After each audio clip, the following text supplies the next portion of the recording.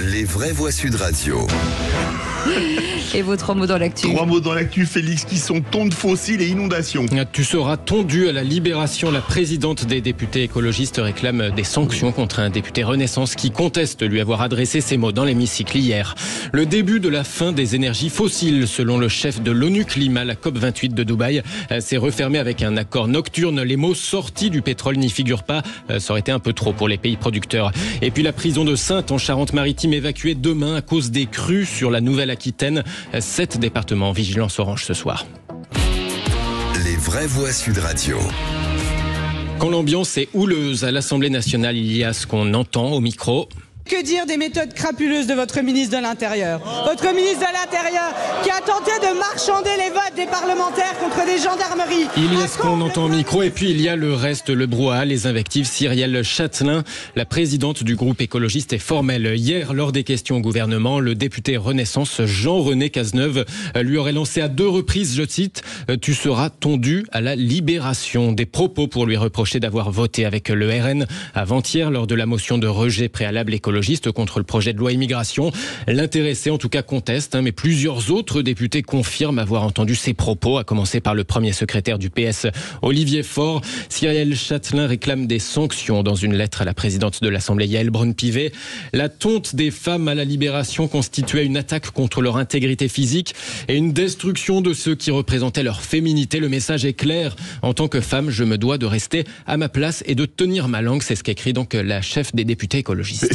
On n'est pas en plein délire. Et puis surtout, un député de la majorité qui appelle à la libération, il tire pratiquement contre son propre camp. À un moment donné, je me suis même questionné, est-ce qu'il faisait référence au passé où les femmes étaient tondues dans des conditions ignominieuses, ou est-ce qu'il veut parler du futur de la France où le macronisme en triomphe libérera la France? Non, son propos, c'est de dire, puisque tu t'es allié à l'extrême droite dans le vote de rejet du texte, tu seras tondu. C'est inacceptable. Si ces propos ont été tenus, c'est véritablement inacceptable. Oui.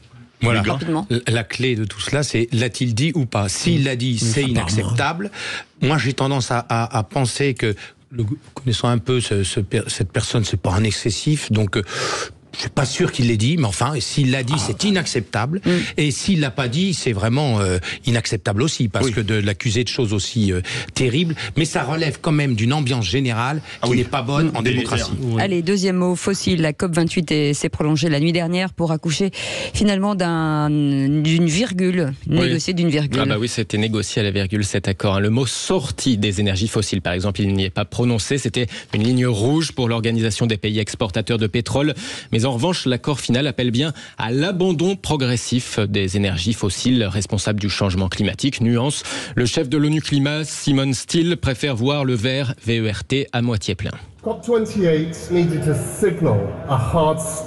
COP28 devait marquer un coup d'arrêt brutal au principal problème climatique de l'humanité, les énergies fossiles et leur pollution dévastatrice pour la planète. Bien que nous n'ayons pas complètement tourné la page de l'ère des énergies fossiles à Dubaï, il s'agit clairement du début de la fin. Verre à moitié plein aussi pour le président émirati de cette COP, Sultan Al-Jaber. Il n'y a plus qu'à, c'était son message en conclusion. Un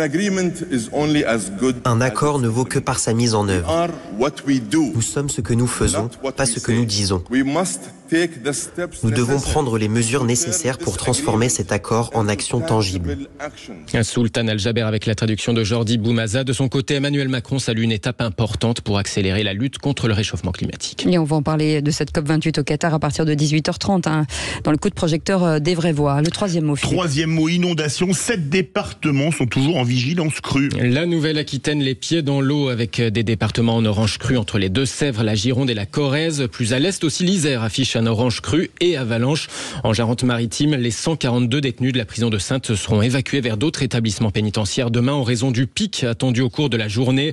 Du côté de Saint-Léon-sur-Vézère, en Dordogne, G. Custer est le directeur du camping Le Paradis. C'est la 5e crue depuis mi-octobre. Mais cette fois, le niveau de l'eau est si élevé qu'il est obligé d'utiliser un moyen de transport un peu particulier. Actuellement, pour aller visiter le camping, on y va en canoë. Nouveau concept, c'est le camping canoë. On a eu autant de pluie, même plus de pluie entre le 17 octobre et aujourd'hui qu'entre janvier et le 17 octobre. Là, tous les ruisseaux, tous les prés, tout est gavé d'eau. Et là, la rivière ressemble plus à l'Amazone qu'à la réserve. Elle est rouge, donc c'est ça qui est surtout impressionnant aussi. On n'a plus de repères. À part la végétation qui est autour, on peut plus voir si on est sur des fortes profondeurs ou s'il y a simplement 10 cm. Le camping canoë, des propos recueillis par Clément Arion pour Sud Radio. Merci beaucoup Félix Mathieu.